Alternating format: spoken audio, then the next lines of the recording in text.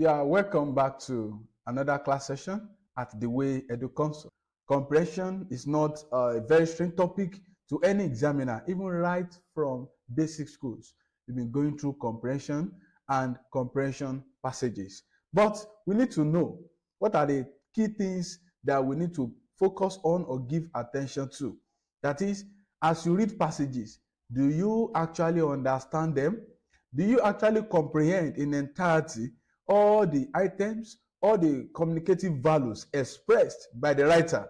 That is what a comprehension passage is aimed at, right? And that is why questions are being asked often on them, so that they will know whether you understand the message being passed across, the compartment of the paragraph. How do you understand each of the sections of the paragraphs? And then, do you understand the basic unit of information expressed in the passage? Also, do you understand the usage of certain colloquial expressions or colloquial words? Do you understand certain connotative expressions? Do you understand them? Do you understand certain lexical items, the words? All these are being asked in comprehension passages in various examinations that you write. Are we following? Also, don't forget, sometimes they ask questions on grammatical construct, the grammatical types. They say, again, what is the grammatical name? What is the grammatical functions? All those ones. They want to know how well could you apply your knowledge of grammar into comprehension passages, and how well could you apply your knowledge of semantics to comprehension passages. So as we go on, we are going to describe the comprehension passages. We are going to examine the types of passages.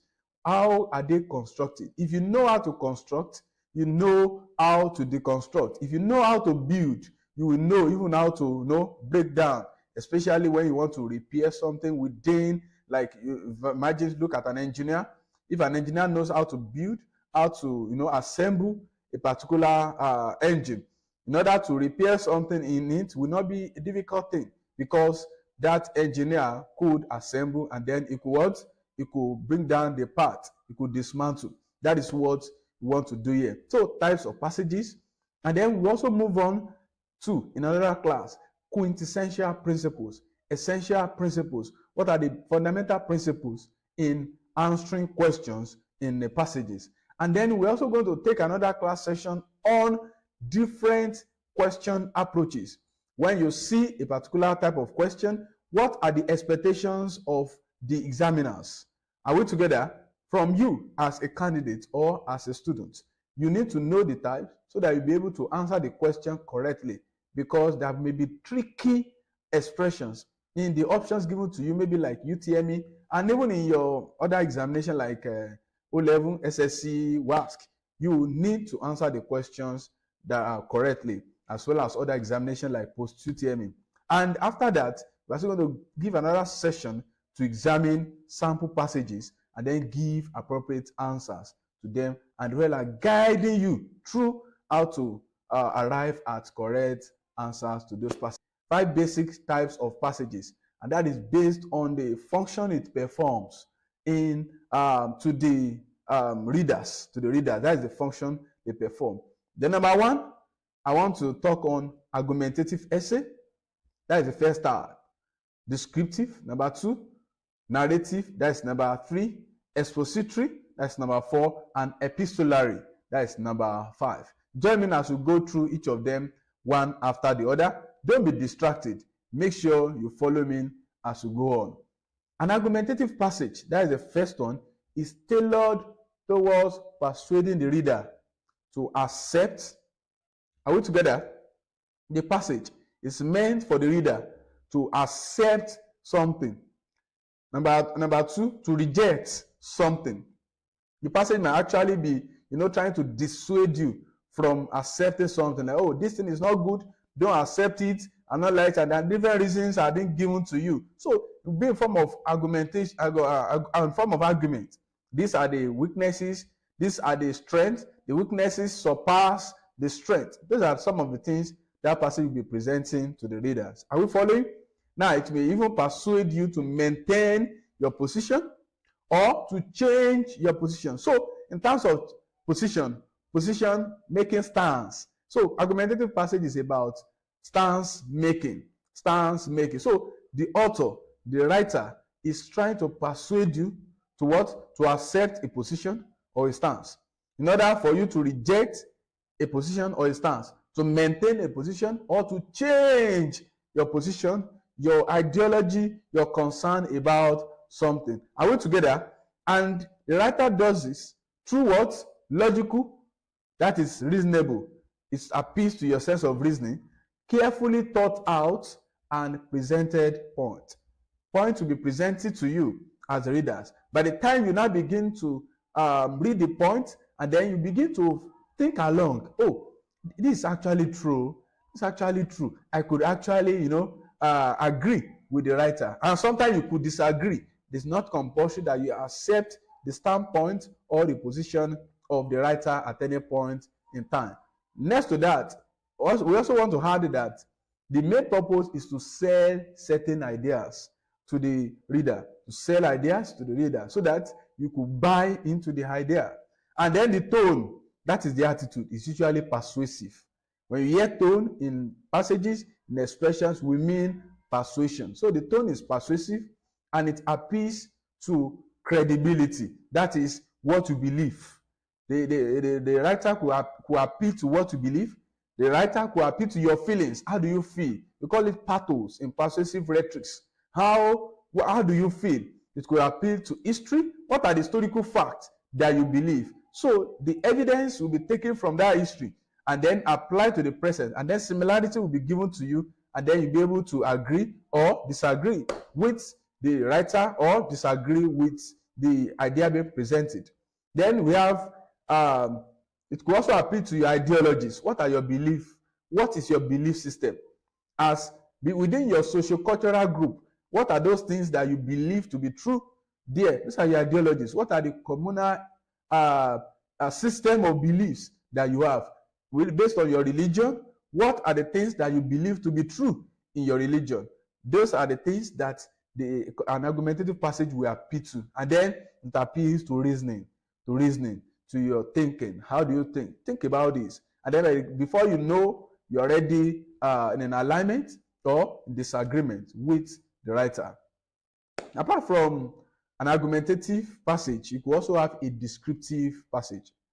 And before we continue, I need to set the record straight that a passage can apply, can utilize, or even the writer rather could utilize more than one type of passage. So you could see an argumentative passage whereby there are elements of descriptive passages in it, right? That is, you see the writer portraying certain pictures and all likes.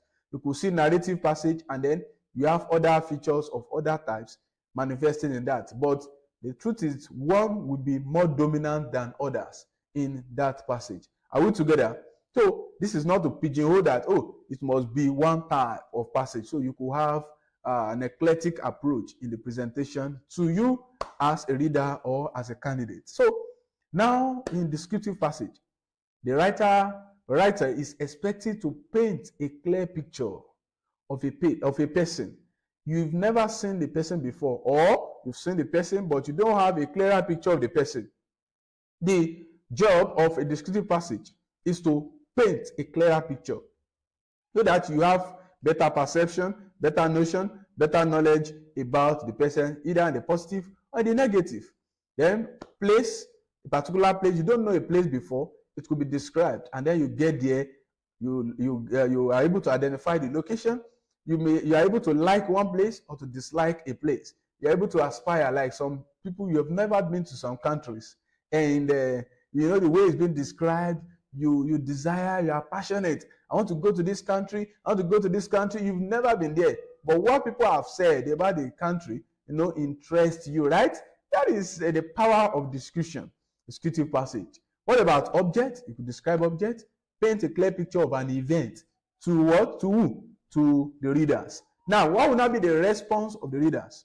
The readers in turn, they capture the object, they capture the person, they capture the event, they capture the place being described by the writer by visualizing, associating, comparing, and contrasting the description with their immediate environment. They begin to visualize, they begin to associate, they begin to compare, they begin to contrast, and before you know it, they are able to capture the unknown that's been described in the passage with the known, They capture, they understand the unknown through the known, right? The unknown, certain adjectives have been given, certain adverbs, different things have been given to that we could relate with, and then through certain level of comparison, you're able to know, at least have a clearer picture of that person, that object, that place, or that event. Are we following?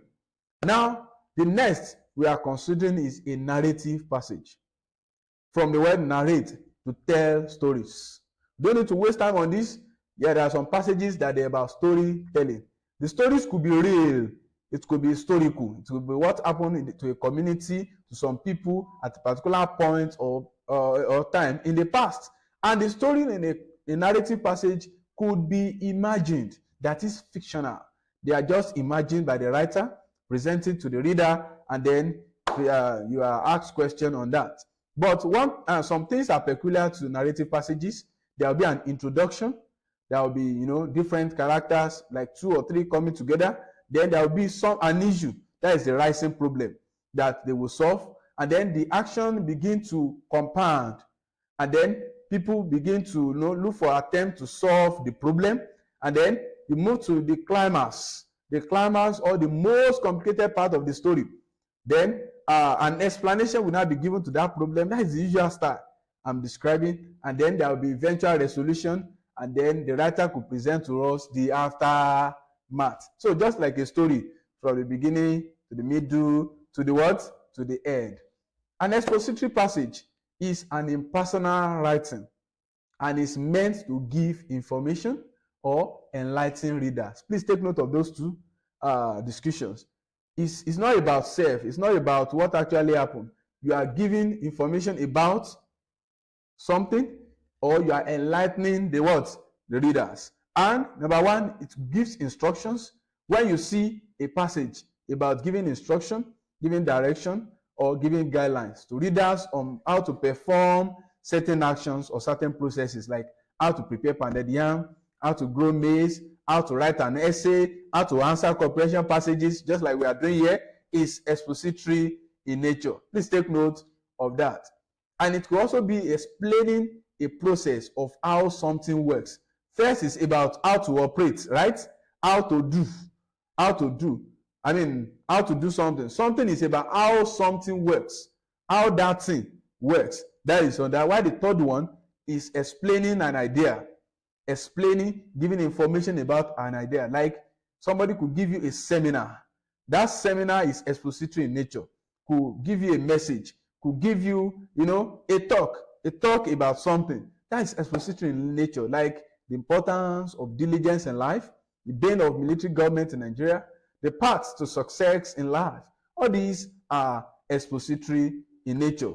And it usually presents a vast knowledge or experience of the idea, of the concept, a vast experience about current events within and outside the country, disadvantages, advantages of those things, different effects on various spheres of life, and it's all about projection into the future of what will happen at a particular point in time.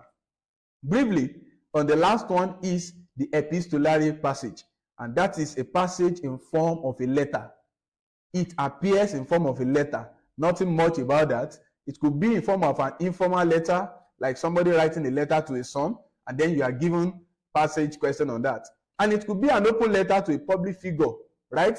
That is like a formal letter, a public figure on certain social issues. Like you see one political actor writing a letter to another person. And finally on that, it has the same feature with other regular letter format. That is what we are saying. In this class, we've looked at comprehension passages, its types: argumentative, narrative, descriptive, expository, and epistolary. In the next class, we'll be considering quintessential principles to follow in answering comprehension passages. Thank you for listening, and God bless you.